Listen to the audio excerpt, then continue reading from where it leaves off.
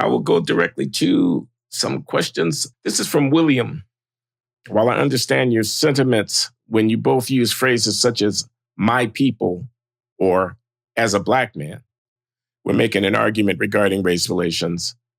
I can't help but think those signifying prefaces immediately trap you in a logical inconsistency category error, where on the one hand, you seem to argue against racialization since, as you consistently put it, we all should primarily behave and fundamentally view ourselves as American citizens, and yet you seem unable or unwilling to use that very rationale when beginning the conversation. Quote, as a black man, I believe we are all American citizens first, close quote. That doesn't seem to make sense. Am I wrong? At least if using those types of preemptive phrases are necessary, you might want to constantly remind listeners that those are secondary traits that are not as important as our shared citizenship. That's William. He detects an inconsistency in our personal identifications while affirming a universalistic ethic. What do you think? The first thing I think is that, and I almost don't want to go here because everybody thinks everything's black and white, so to speak, often. It's human. As a black man, when I say that, for one thing, what I'm saying is that there are experiences that we have. There is, racism, for example. I would say passing racism. And I don't just mean in terms of how you feel when you're subjected to racial preferences. I mean, things happen. And so maybe when I say that, I'm flagging that it is not alien to me, the experiences that many people think of as quite central to Black identity, which I don't. That's part of it. And another part of it is that even if you are not hood, so to speak, or what certain Black cultural traits, there's a tacit sense that working class Black traits are Blacker than Black traits of people who have a different socioeconomics. But they're things. You don't feel like you're just a person all the time. Random example. About 10 years ago, I was in a restaurant, high-endish restaurant, and I was alone. I was eating lunch, and I was distracted, and I walked out without paying. I know what everybody thinks that story is going to be, and a cop shot me in the belly. No, nothing like it. I walked out without paying, and it was an honest mistake. And the waitress I had called me back in. And she was a Black woman, significantly younger than me. And she completely understood. I said, I'm so sorry. I had no idea. I'm sorry. Yeah. And then I said something. I said, because I was going to leave.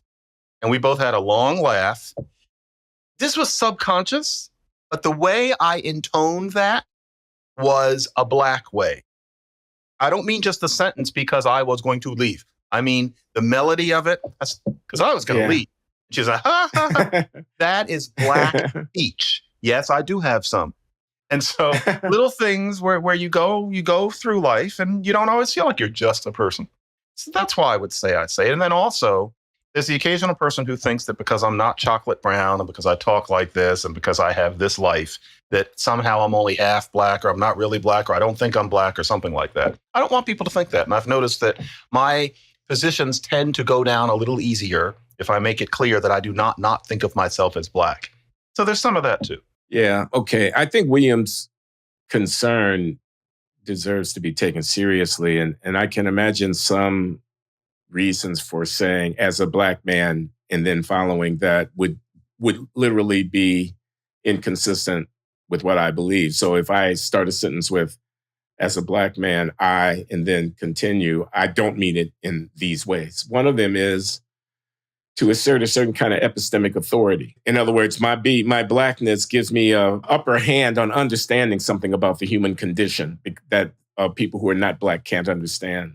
To claim for myself a certain kind of authority, or to declare a certain kind of fealty, my people. I think the way in which you were talking about it, which had to do more with culture and language and social intercourse. I mean, everybody comes from somewhere. Everybody has some kind of origin, some kind of background, speaks life with some accent. Everybody does. They have the food that they like. They have the music that they listen to. They have the tales, the narratives that they have been told and so on about, where their people come from and so forth and so on. So it can't be that our ethic of transracial universalism, if I can put that on you, erases all kinds of nationalist and ethnocultural origin stories. Everybody has to be deracinated and speak Esperanto. The cosmopolitanism that we would affirm is about growth and extending and being open to, not being defined by, but it's certainly not being deracinated. Does that make sense to you? It does. It very much does. I mean, everybody has a story. If we remember that the very generic WASP American, that is a story too.